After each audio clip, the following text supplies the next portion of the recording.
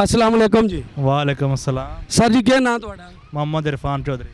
ਚੌਧਰੀ ਕਿਸ ਜਗ੍ਹਾ ਦੇ ਹੋ? सर अस्सी टोक मेहर वारस।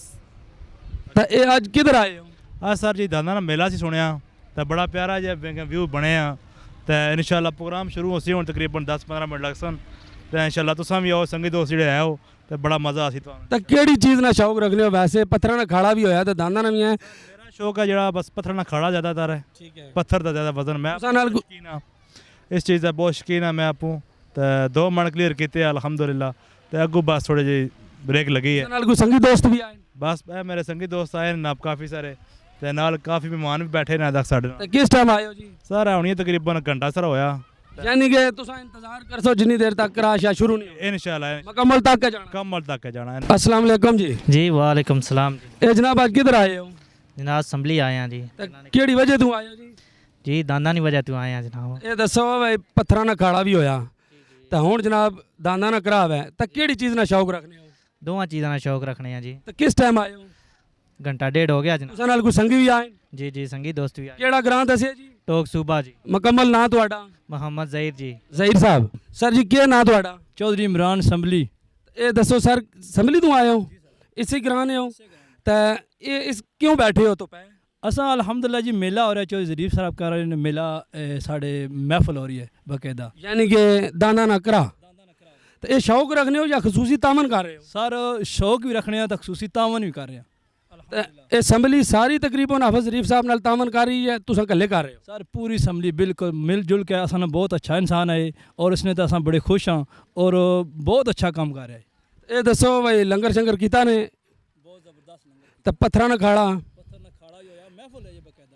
तो ये तुम शौक त्रियां चू केड़ी चीज़ ना रखने हो? महफल तो हो गई, पत्थर न खाड़ा भी हो गया, दांदा ना भी, त्रियां चू मेन चीज़ तुम्हारी केड़ी है? सर असा पत्थर भी साड़ा अपना शौक है, असा खुद पत्थर चाने रहे हैं और उस तो बाद दाना ना जो खाड़ा है ये भी साड़ी अपनी शौक है, साड़ी अपनी ज़ाती सकाफत है अल्हम्दुलिल्लाह अपने दान।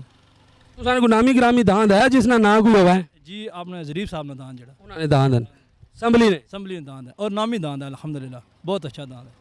शायद महमूद जी किस ग्रां दे हो? बड़ी दरवेज़ा। तो ये तुसा आज किधर आए हो? आज समली खाड़े थे। ये जरीफ साहब ने ग्रां? जी जी जी तो जरीफ साहब कैसे बंदे ने जी? अच्छे बंदे इलाका तामन कर रहे हैं जरीफ साहब नाल? जी कर रहे तो तुसा कितनियां जोगां शोगां लेके आए हो? असां ते एक जोग है अपनी। तो ये दसो सर वे तुसा केड़े केड़े दांद रखे हैं? असां रखे एक सैवन दा मलंग एक अली दा मलंग। तो ये नामी ग्रामी दांद हैं? जी इंशाल्लाह ना कितों लेके आए हो? ये बड़ी दरवेज़ा तू बड़ी दरवेजा तो और तुम्हारे नाल कोई नामी ग्रामी दांद आए? एक लमरदार सजाद ठीक है। ते एक को मूरी मलका मलक सवीर, एक को सगयाल तू बनारस मलक बनारस जी यानी कि नामी ग्रामी दांद ਤੁਹਾਡੇ ਕੋਲ ਵੀ? इंशाल्लाह जी। तो ये दसो आज तुसा असम्बली आए हो माशाल्लाह ਤੁਹਾਡੀ आवाज़ भी बड़ी प्यारी है तो बड़ा जनाब ਤੁਹਾਡੇ की लोग पसंद करते हैं। तो ये जनाब दसो वे तुसा किस टाइम चले हो उथों? असां तकरीबन उथों सुबह 11 बजे चले सां इत्थे साईं को आण के रेस्ट की है, दिहाड़ी रेस्ट इत्थे की, साईं को बैठे रहे हैं, रोटी लंगर पानी इत्थे ही कीता ते अल्हम्दुलिल्लाह इंशाल्लाह जलसे नहीं चास हो सी चास ते नाल प्लस हो सी। ये दसो भाई साईं जरीफ साहब कैसे बंदे? बेहतरीन बहुत अच्छे आदमी जनाब। असां इस गल्ला के दसां भाई साईं रा कल्ले से रहता है ये दो चीज़ां सारा लंगर जल दरबार ना जो सिस्टम अपने सिर सांभे आ ये साईं साहब ने हिम्मत अल्लाह पाक साईं साहब की और तौफीक दे है भाई कोई भी अच्छा काम करना एक बंदा कोई भी काम अच्छा करना है उसने विच मुखालफत भी होनी है उसने रुकावटां भी होनियां ठीक है जिला रुकावटां ना सामना कर सो उसने तो बाद कामयाबी है, परेशानियां तो बाद कामयाबी है, कोई भी तकलीफ़ है उसने तो बाद खुशी है उसने तो बाद कामयाबी है। अल्लाह साड़ी तो दुआ है अल्लाह पाक साईं साहब की कामयाब करे जब तक साड़ी ज़िंदगी है। साईं साहब जलसा करान असां इंशाल्लाह बेलोस इन्हां हर किस्म की खिदमत करने वास्ते तैयार हाँ, हर पासे चलने वास्ते भी तैयार। ये दसो भाई साईं जरीफ साहब नाल संगी दोस्त इलाका तामन कर रहा है? जी जी अल्हम्दुलिल्लाह साईं साहब ने संगत भी साईं नाल तावन करनी है भी साईं इलाका भी साईं साहब नाल बेहतरीन तावन करना पाया।